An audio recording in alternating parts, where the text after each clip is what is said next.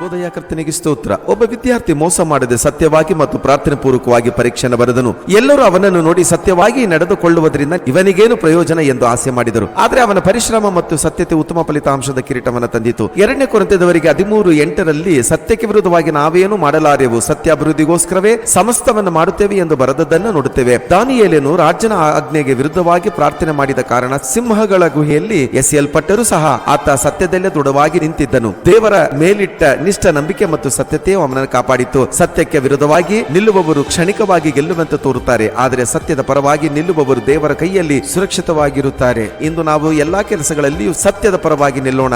ಸತ್ಯವು ನಿಮ್ಮನ್ನು ಕೆಡಿಸದು. ದೇವರು ನಿಮ್ಮೊಂದಿಗೆ ನಿಲ್ಲಲು ಶಕ್ತನಾಗಿದ್ದಾನೆ. ಈ ದಿನ ನಿಮಗೆ ಮತ್ತು ನಿಮ್ಮ ಕುಟುಂಬಕ್ಕೆ ಆಶೀರ್ವಾದವಾಗಿರಲಿ. ಆಮೇನ್. Praise the lord.